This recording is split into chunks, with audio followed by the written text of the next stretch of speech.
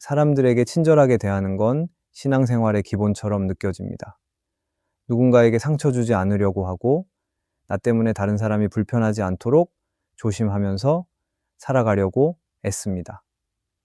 그래서 웬만한 부탁은 거절하지 못하고 어떤 상황에서도 웃으며 괜찮다고 말하게 됩니다. 하지만 그렇게 살다 보면 어느 순간부터 내 마음은 점점 지치고 무거워지기 시작합니다. 사람들에게는 친절하게 대하고 있지만 정작 내 안에는 점점 쓴 마음이 자라고 있는 걸 느끼게 됩니다. 도와줘도 고마워하지 않는 사람들, 당연하게 여기고 더 많은 것을 요구하는 사람들 앞에서 서운함과 분노가 쌓이게 됩니다. 그러면서도 신앙이란 이름 아래 끝까지 참아야 한다고만 생각하며 나 자신을 더 몰아붙입니다. 그런데 성경을 보면 예수님은 그렇게 모든 사람에게 똑같은 태도로 대하지 않으셨습니다. 예수님의 자비와 친절은 분명했지만 그 안에는 분별과 기준이 있었습니다. 오늘은 그 예수님의 태도를 통해 우리가 신앙 안에서 친절과 자비를 어떻게 지혜롭게 실천할 수 있을지를 함께 나누고자 합니다. 첫째, 예수님의 친절은 모두를 향해 있었지만 누구에게나 똑같이 하신 것은 아니었습니다. 신앙 안에서 친절은 중요한 덕목입니다.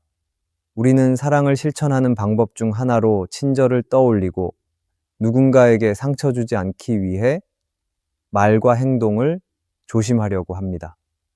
그래서 신앙생활을 오래 할수록 점점 더 참는 법을 배우고 나보다 남을 우선하려고 애씁니다. 그러나 모든 사람에게 무조건적인 친절을 베풀다 보면 마음 한쪽에서 피로감이 쌓이기 시작합니다. 상대는 계속해서 기대고 당연하게 여깁니다. 하지만 나는 점점 지쳐가고 나중에는 오히려 하나님 앞에서조차 기쁨 없이 무기력해지고는 합니다. 그러고는 이렇게 말하게 됩니다. 나는 잘해줬을 뿐인데 왜 이렇게 힘들지? 이때 우리는 한 가지를 반드시 기억해야 합니다. 예수님은 자비와 사랑의 본체이셨지만 결코 무분별하게 모든 이에게 똑같은 태도로 대하지 않으셨습니다. 성경을 보면 예수님은 병든 자, 가난한 자, 소외된 자에게 다가가셨습니다. 세리 삭개오의 집에 찾아가셨고 간음 중에 잡힌 여인을 용서하셨습니다. 심지어 십자가에 달리는 순간에도 강도에게 구원의 말씀을 하셨습니다. 그러나 동시에 예수님은 모든 사람에게 다 똑같이 반응하지 않으셨습니다. 바리새인들과 서기관들이 자기를 책잡기 위해 질문할 때는 그들의 속마음을 간파하셨고 때로는 대답조차 하지 않으셨습니다. 유대인들이 억지로 기적을 보이라고 요구할 때는 침묵하셨습니다. 진심 없이 다가오는 이들에게는 마음을 다 주지 않으셨고 자신의 욕망을 채우려는 이들에게는 거리를 두셨습니다. 누가는 이런 예수님의 모습을 은혜로우시되 분별 있으신 분으로 기록합니다. 누가복음 4장을 보면 예수님이 나사렛 회당에서 처음으로 말씀을 전하셨을 때 사람들은 처음에는 감동하고 놀라워합니다. 하지만 예수님이 자신들의 기대와 다른 메시지를 전하자 금세 분노하며 예수님을 동네 밖으로 끌고 가 낭떠러지에 떨어뜨리려 합니다. 예수님은 사람들의 그 겉과 속이 다른 반응을 아셨기에 그곳에서는 많은 기적을 베풀지 않으셨습니다. 친절이란 상대방을 살리는 도구이기도 하지만 분별 없이 쓰일 경우 자신을 소모하는 무기가 될 수도 있음을 보여주는 장면입니다. 우리도 마찬가지입니다. 모두에게 친절하라는 말은 결코 모두의 요구를 들어주라는 뜻이 아닙니다. 신앙의 친절은 때로 단호함을 필요로 하고 사랑의 친절은 때로 선을 긋는 용기를 요구합니다. 예수님은 절대 타협하지 않으셨습니다. 사랑과 진리 사이에서 갈등하지 않으셨고 친절과 지혜 사이에서도 균형을 놓치지 않으셨습니다. 그래서 사랑하시되 책망하셨고 품으시되 선을 지키셨으며 감싸주시되 의도는 분별하셨습니다. 우리는 예수님의 자비로운 모습을 본받고 싶어 합니다. 그러나 동시에 예수님의 분별력도 함께 배워야 합니다. 누군가를 사랑하는 것은 그 사람을 위해 희생하는 것이지만 진리를 무너뜨리면서까지 돕는 것은 참된 사랑이 아닙니다. 누군가 나의 도움을 통해 죄를 더 강하게 반복한다면 그건 친절이 아니라 방조입니다. 우리가 해야 할 일은 단지 도와주는 것이 아니라 하나님의 뜻 가운데서 돕는 것입니다. 예수님의 친절은 그 기준이 분명했습니다.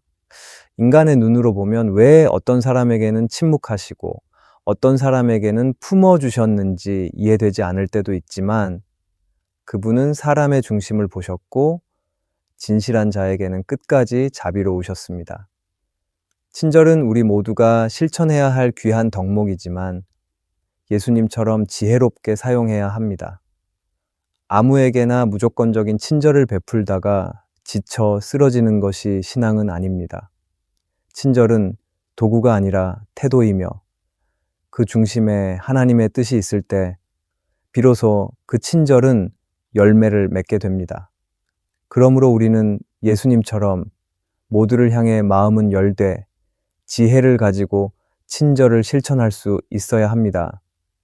그것이 진짜 하나님을 닮은 삶의 태도입니다. 우리가 예수님의 친절은 모두를 향해 있었지만 누구에게나 똑같이 하신 것은 아니었음을 기억하기 바랍니다. 둘째, 모든 사람을 기쁘게 하려는 삶은 결국 하나님의 뜻에서 멀어지게 만듭니다. 신앙생활을 하면서 많은 사람들이 겪는 갈등이 있습니다. 바로 모든 사람에게 좋은 사람이 되고 싶다는 마음입니다. 신앙인으로서 누군가에게 상처를 주고 싶지 않고 내가 한 말이나 행동으로 누군가를 불편하게 만들고 싶지 않다는 생각은 어찌 보면 자연스러운 태도입니다. 그래서 누가 부탁하면 거절하지 못하고 누군가의 감정이 상할까봐 하고 싶은 말도 꾹 참게 됩니다. 처음에는 내가 예수님처럼 살고 있다는 생각에 뿌듯하기도 합니다.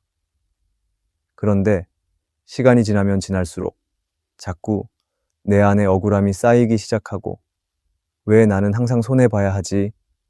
라는 생각이 고개를 듭니다. 문제는 이 갈등이 사람들과의 관계뿐 아니라 하나님과의 관계에서도 멀어지게 만든다는 데 있습니다. 하나님의 뜻보다는 사람들의 기대에 민감해지고 말씀의 기준보다 사람들의 눈치를 더 보게 됩니다. 성경을 보면 사울 왕이 바로 이런 길을 걸었습니다. 사무엘상 15장에서 하나님은 사울에게 아말렉을 진멸하라고 명령하셨습니다. 그런데 사울은 좋은 가축들을 남기고 아말렉 왕 아각도 살려두었습니다. 이유는 단순했습니다. 백성들의 요구 때문이었습니다. 그는 사람들의 시선을 의식했고 자신이 왕으로서 얼마나 인정을 받고 있는지를 더 중요하게 여겼습니다. 결국 그 선택은 하나님께 큰 불순종이 되었고 사울은 하나님께 버림받게 됩니다. 그는 좋은 사람처럼 보이기 위해 하나님의 뜻을 타협했습니다. 사람들에게는 친절해 보였지만 하나님 앞에서는 불순종한 것이었습니다. 반대로 다윗은 어떠했는지 살펴볼 수 있습니다. 다윗 역시 사람들에게 비난을 받을 때가 많았습니다. 사울에게 쫓기며 광야에서 숨어 지낼 때 주변 사람들은 지금이 기회다, 사울을 죽이고 왕이 되라고 재촉했습니다. 엔게디 동굴에서 실제로 사울을 죽일 수 있는 기회도 있었습니다. 하지만 다윗은 그렇게 하지 않았습니다. 하나님의 뜻이 아니면 아무리 좋은 기회라도 따르지 않겠다는 확고한 기준이 있었습니다. 사람들의 환심보다 하나님 앞에서의 정직함이 우선이었습니다. 그래서 다윗은 기다렸고 하나님의 때에 왕이 되었습니다. 우리는 살아가면서 많은 선택의 기로 앞에 서게 됩니다. 그때마다 가장 자주 오는 마음은 사람들에게 잘 보이기 위한 선택을 하는 것입니다. 말 한마디에도 눈치를 보게 되고 누군가의 기대를 저버리지 않기 위해 억지로라도 그 기대에 맞추려고 합니다. 하지만 그럴수록 점점 우리는 하나님 앞에서 솔직한 사람이 되지 못합니다. 신앙이 점점 사람의 인정에 묶이게 되고 결국에는 하나님이 아닌 사람을 따라가게 됩니다. 믿음은 모든 사람에게 친절한 사람이 되는 것이 목적이 아닙니다. 하나님이 원하시는 자리에 서 있는 것이 가장 중요합니다. 사람들의 기대와 요구가 하나님의 뜻과 다를 때 우리는 선택해야 합니다. 누구의 기대를 따를 것인가? 예수님은 사람들의 기대를 채우기 위해 오신 분이 아닙니다. 사람들이 기대하던 정치적 메시아가 아니라 죄를 대신 지고 십자가에 달리신 하나님의 아들이셨습니다. 그래서 사람들은 실망했고 떠났지만 예수님은 자신의 길을 바꾸지 않으셨습니다. 우리도 마찬가지입니다. 모든 사람을 기쁘게 하려는 욕심은 결국 우리를 지치게 만들고 하나님과 멀어지게 만듭니다. 친절함을 잃지 않되 하나님 앞에서 분명한 기준을 세워야 합니다. 사람들의 시선보다 하나님의 뜻을 더 깊이 바라보는 사람이 되어야 합니다. 그리고 때로는 사랑 안에서 아니오라고 말할 수 있는 용기도 가져야 합니다. 모든 사람의 기쁨을 따르기보다 하나님이 기뻐하시는 자리를 지키는 것이 진짜 신앙의 길입니다. 그 길은 외로워 보일 수 있지만 하나님은 그 길 위에 분명한 축복과 인도하심을 예비하고 계십니다. 우리가 모든 사람을 기쁘게 하려는 삶은 결국 하나님의 뜻에서 멀어질 수 있다는 것을 기억하기 바랍니다. 셋째, 예수님은 친절 속에 지혜를 담아 행동하셨습니다. 우리는 신앙생활을 하면서 친절과 자비를 삶의 중요한 덕목으로 여깁니다. 누구에게나 상냥하게 대하고 기분 나쁘지 않게 말하려고 애쓰고 거절하지 못해 억지로라도 도우려 할 때가 많습니다. 그 모습은 겉으로 보기에는 성숙하고 온유한 태도처럼 보이지만 실제로는 마음에 부담이 쌓이고 때로는 진심을 왜곡시키기도 합니다. 착하게 살아야 한다는 기준 아래에서 내 감정과 생각을 숨기고 지혜 없이 모든 사람을 받아들이려 하면 결국 지쳐버리게 됩니다. 하지만 성경은 친절과 자비를 강조하면서도 그 안에 반드시 지혜가 동반되어야 한다는 것을 분명히 말합니다. 예수님은 제자들에게 비둘기처럼 순결하고 뱀처럼 지혜로워야 한다고 말씀하셨습니다. 순결함만 있고 지혜가 없다면 결국 속기 쉬운 사람이 될 수밖에 없고 지혜만 있고 순결함이 없다면 냉정한 사람이 될 수 있습니다. 그래서 이 두 가지가 균형 있게 함께 있어야 합니다. 예수님의 사역을 보면 그분은 모두에게 똑같이 반응하지 않으셨습니다. 가난하고 병든 사람, 버림받고 소외된 자에게는 끝없는 긍휼로 다가가셨지만 바리새인들처럼 위선과 교만에 사로잡힌 자들에게는 단호하고 분명한 말씀으로 경고하셨습니다. 말뿐인 회개에는 침묵하셨고 진심 없는 따름에는 아무 대답도 하지 않으셨습니다. 사람들의 마음속을 아셨기 때문에 그 마음이 진실하지 않을 때는 거리를 두셨고 오히려 그들의 동기까지 분별하셨습니다. 요한복음 2장에서도 예수님은 사람들의 믿음이 진실하지 않음을 아시고 그들에게 자신을 맡기지 않으셨다고 말합니다. 이것은 예수님의 자비가 조건적이라는 뜻이 아닙니다. 오히려 그분의 친절은 감정이나 외적인 요청에 흔들리는 것이 아니라 하나님의 뜻과 사람의 진실함에 반응했다는 뜻입니다. 엘리 제사장은 사람들에게는 온유했지만 하나님께는 순종하지 않았습니다. 자기 아들들이 하나님 앞에서 범죄했을 때 그는 그들을 책망하기는 했지만 그들의 행위를 끊어내지 못했습니다. 인간적인 연민과 부드러움이 결국은 하나님의 뜻을 거스르게 되었고 그 결과는 매우 무거운 심판으로 돌아왔습니다.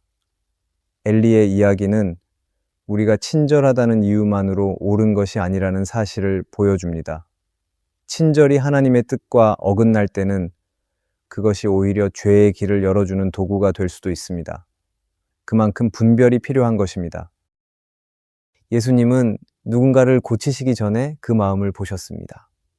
그리고 치유의 은혜가 값없이 주어지긴 했지만 그것이 아무 의미 없는 관용으로 흐르지 않도록 하셨습니다. 간음하다 잡힌 여인을 용서하셨지만 그녀에게 다시는 죄를 짓지 말라고 말씀하셨습니다. 단순히 품는 것으로 끝나지 않고 변화로 이끄는 친절이었습니다. 오늘날 우리가 베푸는 친절도 그래야 합니다. 무조건 받아주는 태도, 늘 들어주고 늘 이해하는 태도만이 자비가 아니라 그 사람을 정말로 하나님 앞으로 이끌 수 있는 분별력 있는 태도여야 합니다.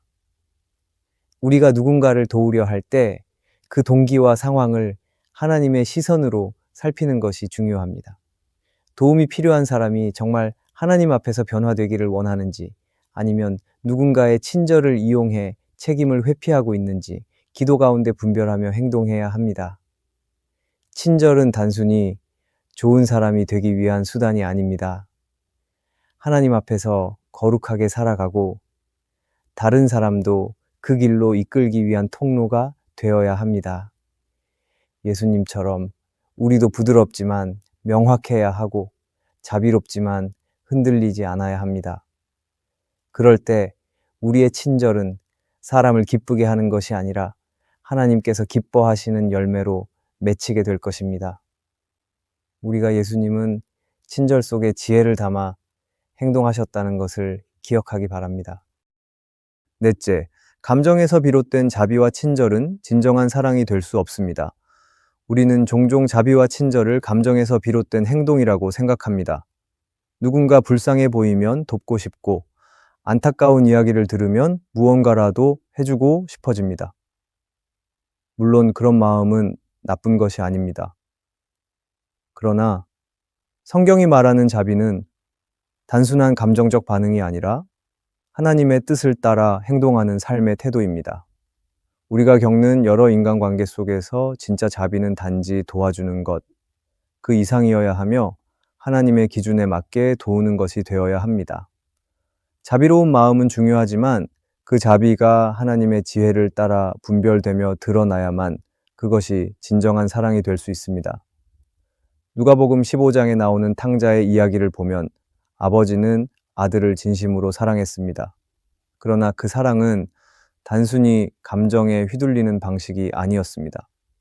아들이 유산을 달라고 했을 때 그는 말리지 않고 내어주었습니다. 그가 떠나는 것도 붙잡지 않았습니다. 그러나 이는 반김이 아니라 아들이 삶을 통해 깨달을 기회를 주기 위한 사랑이었습니다. 아버지는 아들이 돌아올 때까지 매일같이 기다렸지만 그 기다림은 지금 당장 돌아오라는 강요가 아니었습니다. 죄를 깨닫고 스스로 무너진 마음으로 돌아오기를 기다리는 사랑이었습니다. 그리고 아들이 돌아왔을 때 그 어떤 말보다 따뜻하게 품었고 다시 아들의 자리로 회복시켜 주었습니다. 이처럼 자비는 그냥 불쌍해서 도와주는 것이 아니라 하나님께서 사람을 회복시키시는 방법 안에서 움직이는 것이었습니다. 예수님도 자비로우셨지만 모든 요청을 다 들어주시지 않았습니다. 오히려 어떤 사람에게는 침묵하셨고 어떤 자리에서는 자리를 피하셨습니다. 마가복음 1장에서 예수님은 병든 자들을 많이 고치셨지만 이튿날 아침에는 조용히 한적한 곳으로 가셔서 기도하셨습니다.